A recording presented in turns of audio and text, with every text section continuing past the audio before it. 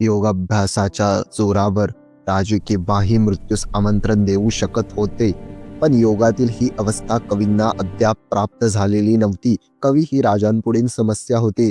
डोळे काढल्यानंतर, जीभ छाटल्यानंतर राजांनी सतत मनोमन जगदंबेचे स्मरण आरंभले होते. राजे मृत्यूस आपल्या इच्छेप्रमाणे आकार देऊ पाहत होते. शहेनशाह फावल्या वेळात राजांची चौकशी करत असे.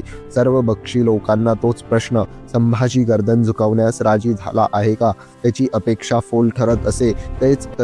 तेच उत्तर ऐकावे लागे. नाही अली जहा वो राजे नहीं हुआ है, ही उत्तरच त्याचा मनस्ताप वाढवत, त्यातून तो पुन्हा स्वतःवरचा ताबा हरवत असे. अखेर त्याने आज्ञा दिली, अगदी सैतानी प्रवृत्तीची त्या हरामखोर खुद्दार संभाची सालटी काढा. त्याच्या अंगावर कुठेच कातडी असता कामा नये. केळ सोलावे तसे सोला त्याला. कातडी काढताना तरी तो विव्हळेल. तो दुःख वेगाने विव्हळू लागताच आम्हाला खबर करा.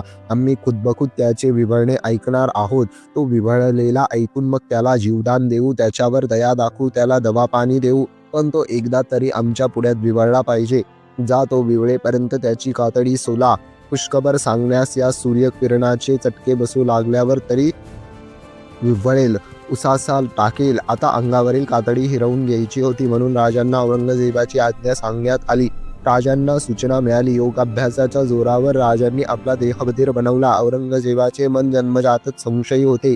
आपले लोक कदाचित असत्य सांगतील किंवा सत्य सांगणार नाही असे त्याला वाटले. कातडी सोलतानाच संभा मरण पावेल, त्याचे विव्हळणे आपणास समजणार नाही, म्हणून तो अचानक तिथे दाखल झाला. त्याच्या हुकमाची अंमलबजावणी सुरू झाली. राजे शांत होते, अगदी एखाद्या मूर्तीसारखे. एवढे हिमालया एवढे दुःख होत असतानाही जणू काहीच घडत नाही असेच शांत राहिले. कातडी काढली जात होती, पण राजे विव्हळत नव्हते की दुःखाचा उसासा टाकत नव्हते. आलमगीर उत्सुकतेने बघत होता, पण त्याच्या पदरी पुन्हा निराशाच आली. राजे अद्यापही आपली मान ताठ ठेवून उभे होते. राजांचे ते असामान्य धैर्य, अजोड सहनशक्ती पाहून तो वेडापिसा झाला. त्याचा आपल्या डोळ्यांवरच नव्हे तर स्वतःवर विश्वास राहिला नाही. आपण स्वप्नात तर नाही ना, याची खात्री करून बघण्यासाठी त्याने स्वतःच चिमटा काढला. तो जे बघत होता ते सत्य होते, स्वप्न किंवा परेब नव्हता. पुन्हा क्रोधाने त्याने आज्ञा दिली, अजून संभा गर्दन झुकवण्यास राजी नाही, ताट उभा आहे. सबब त्याचा एक हात एक पाय छाना. पंगू अपंग होऊ दे, त्याला आपोआप वाकेल आमच्या पुढ्यात. राजांबद्दल त्याची किती पराकोटीची द्वेष भावना होती ते स्पष्ट झाले. त्याच्या नजरेसमोरच राजांचा एक हात एक पाय छाटण्यात आला. पण हे अवयव गमावल्यानंतरही राजे शांतच राहिले. कोणतेच भाव त्यांच्या चेहऱ्यावर व्यक्त होत नव्हते. राजांना आता वाटू लागले, आपण आपल्या ध्येयाच्या अगदी जवळ आलो आहोत. यावेळी मात्र शहेनशाह मानसिकदृष्ट्या पूर्ण खचला. आपल्या विचारात एका विचित्र तंद्रीत तो आपल्या शमयानाकडे निघाला.